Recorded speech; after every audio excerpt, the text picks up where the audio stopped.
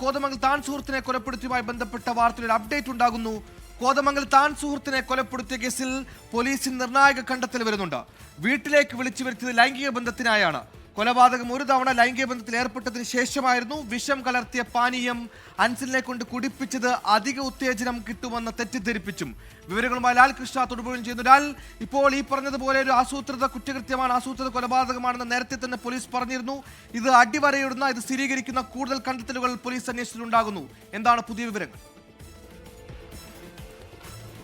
സുഹൈൽ, ഈ കേസുമായി ബന്ധപ്പെട്ടുകൊണ്ട് നേരത്തെ ഉണ്ടായിരുന്ന ഏറ്റവും സുപ്രധാനമായ എന്ന് പറയുന്നത് യുവതിയുടെ കുറ്റസമ്മത മൊഴിയായിരുന്നു.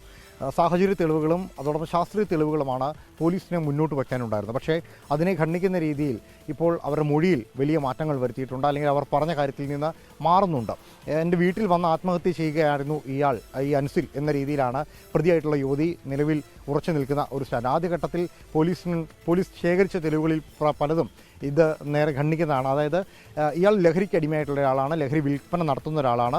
അങ്ങനെ പലപ്പോഴും ലഹരി ഉപയോഗിക്കുന്ന സമയത്ത് ഈ യുവതിയെ ഇയാൾ ഉപയോഗിക്കുകയും അതോടൊപ്പം തന്നെ ഉപദ്രവിക്കുകയും ചെയ്തിരുന്നു എന്ന് പോലീസ് ബോധ്യപ്പെട്ടിട്ടുണ്ടായിരുന്നു. അതോടൊപ്പം ഇവർ തമ്മിലുള്ള സാമ്പത്തിക ഇടപാടുകളുണ്ടായിരുന്നു. ഇത് കൂടാതെ ഈ യുവതിയെ പലപ്പോഴും ലഹരി വിൽപ്പനയ്ക്കും ലഹരിയുടെ ഡീലിങ്ങിനുമായിട്ടും ഇയാൾ ഉപയോഗിച്ചിരുന്നു. അതുമായി ബന്ധപ്പെട്ട സാമ്പത്തിക ഇടപാടുകൾ ഇവരുടെ ഇടയിലുണ്ടായിരുന്നു. അതിൻ്റെ തർക്കങ്ങളും നിലനിന്നിരുന്നു. എന്താണെങ്കിലും ഇയാളെ വകവരുത്താൻ തീരുമാനിച്ച സമയത്ത് ഇയാളെ വീട്ടിലേക്ക് വിളിച്ചു വരുത്തിയ സമയത്തും ഇവർ ലൈംഗികമായി ബന്ധപ്പെട്ടു. ആ ലൈംഗിക ബന്ധത്തിന് ശേഷം ഇയാൾക്ക് കുടിക്കാൻ വേണ്ടി ഇവർ കൊടുത്തത് റെഡ് ബുള്ളിൻ്റെ ഒരു ക്യാനാണ്. ആ റെഡ് ബുള്ളിൻ്റെ ക്യാനിലാണ് 2 ml വരുന്ന വിഷം, കളനാശിനി അതിലാണ് ചേർത്തിരുന്നത്. ഇത് ഇയാൾ ആസ്വദിച്ച് കുടിച്ചതിന് ശേഷം ഇയാൾ കുടിക്കുന്ന സമയത്ത് ഇയാൾ ലഹരി ഉപയോഗിച്ചിരുന്നു. ആ വീട്ടിലേക്ക് വരുന്ന സമയത്തും ഇയാൾ ലഹരി ഉപയോഗിച്ചിരുന്നു എന്നത് ബോധ്യപ്പെട്ടിട്ടുണ്ട്.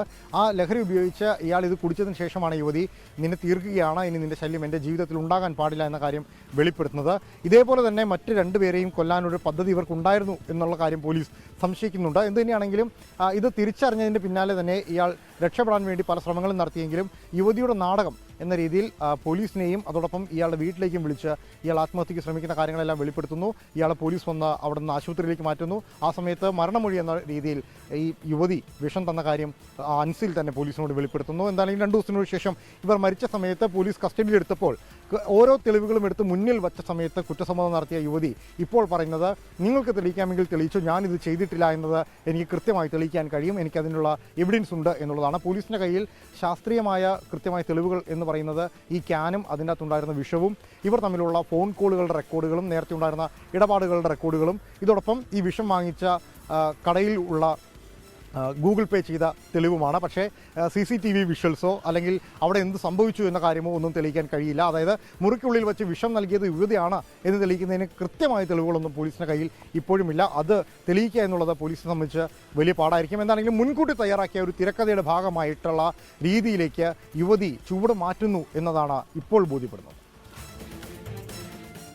ലൈംഗിക ഉത്തേജനം ഉണ്ടാകുമെന്ന് തെറ്റിദ്ധരിപ്പിച്ചാണ് ഈ പറഞ്ഞ പാനീയത്തിൽ വിഷം കലർത്തി താൻ സുഹൃത്ത് ആൻസിലിന് നൽകി കൊലപ്പെടുത്തിയത്. എന്നാലും ഈ കേസിൽ ഇപ്പോഴും സുഹൃത്ത് റിമാൻഡിൽ തുടരുകയാണ്. ലോകത്തെവിടെയായാലും ഏത് സമയത്തും 24 വാർത്തകളും ഓഗ്മെന്റഡ് റിയാലിറ്റി പാക്കേജുകളും എക്സ്പ്ലെയിനറുകളും വിശദമായി കാണാൻ ഞങ്ങളുടെ YouTube ചാനൽ നിങ്ങൾക്ക് സബ്സ്ക്രൈബ് ചെയ്യാം.